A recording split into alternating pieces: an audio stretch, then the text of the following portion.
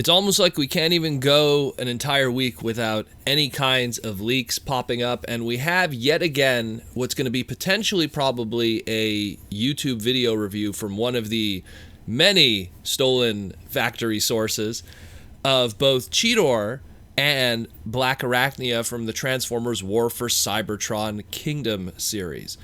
Now, one of these images is very nice, showing articulation, and two of them are kind of blurred out and kind of, one of them's kind of useful, the other one's kind of useless. So we'll start with what we have here. We have a very nice, extremely posed and articulated Kingdom Cheetor. Gives us an idea from the other two images of how articulated he is, where some of those transformation pieces go, and just what a nice looking figure he is, really. I mean, quite a step up from what we had all those years ago with the Transformers Universe 2.0 line. That was just, man, that toy was just bad. That toy was just bad. I mean, it got that cheetah mode, knocked that out of the park, but that robot mode was just terrible with those little ninja stars. Anyways, so from what we could see here, now that we have a better indication, because prior to that we just had that factory, packaging / presentation photo of the robot mode, which we got to at least see the weapon and going, okay, so they're gonna do a fusion of here's the transmetal weapon, but it's with the season 1 design, the little mace with the hook on the end. Cool. You got to do something with that tail if you're not going to turn it into a gun. I still would have preferred a gun, but I get what they're going. They want to kind of do a fusion of the two. But let's talk about where all the pieces go. So it's pretty clear how this transformation is going to work now.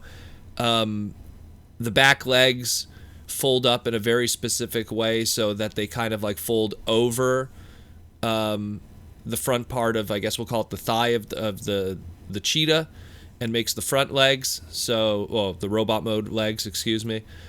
And it looks okay, I guess. I guess the use of the blue paint is tries to mask it up a bit. It makes me wonder how the cheetah mode's going to look in, cheetah mode from behind with all the blue paint exposed on the back of the cheetah legs.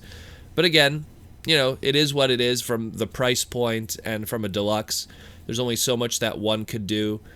What we didn't see prior, when we had those original presentation photos, is where the front legs kind of fold up and everything. Now, the original Cheetor toy and his original character model on the show, they went on the back, they folded crisscross, and it looks like they maintain that original idea. It's still chilling back there. We were not able to see that with the original presentation photos because of the angle, but it's pretty clear here, just by the pose alone, that they fold on the back there. So that's a nice touch. Again, keeping that original silhouette.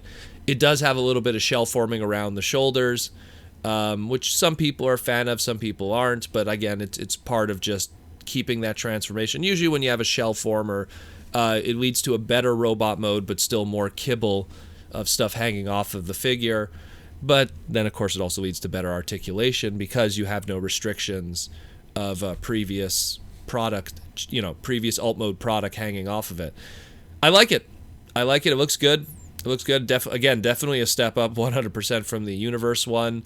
I mean, this thing is not going to be replacing your masterpiece figure. Let's put it that way. When you look at stuff like what we're going to discuss afterwards and some of the others, yeah, they could kind of be like a lower tier kind of masterpiece product, but this for sure is not replacing your masterpiece Cheetah, aka Cheetor.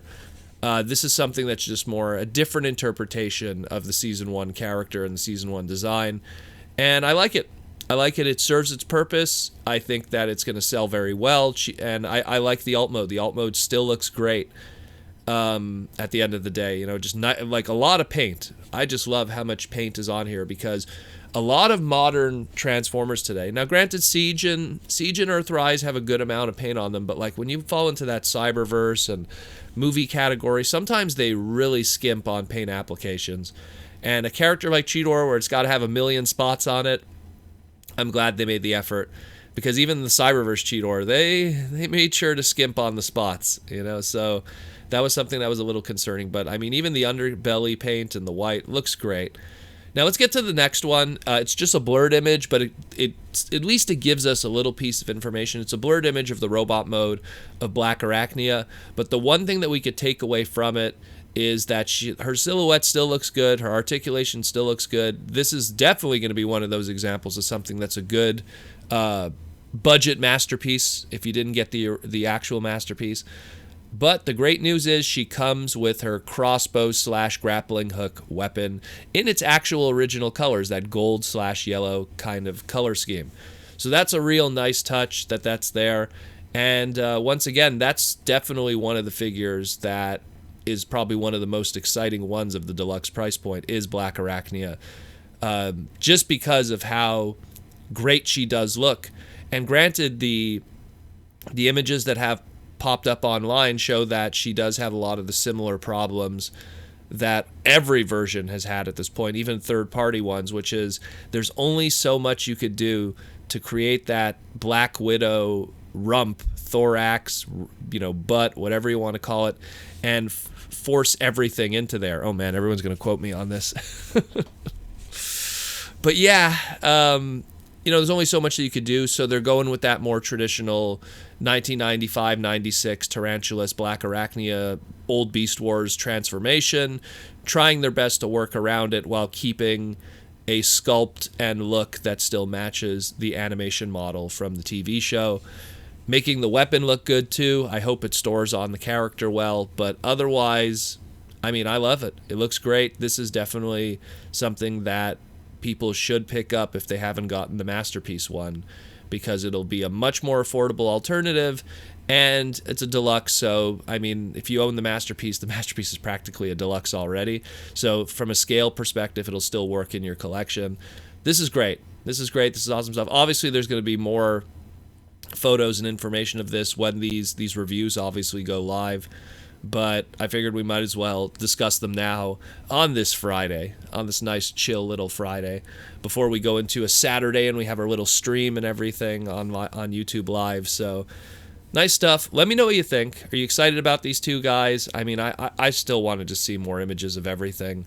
We already know that Hasbro Pulse, and I didn't talk about this on the podcast yet, but Hasbro Pulse has some kind of Hasbro Pulse Con thing that they want to do online, which is like, well, it's just, to me, it's just another evolution of, Fan First Friday and Transformer Tuesday, but I guess it more covers all the brands. So it should be interesting to see what they show us, if not everything being shown to us already through these leaking guys. But yeah, it is what it is. Check it out. Let me know what you think.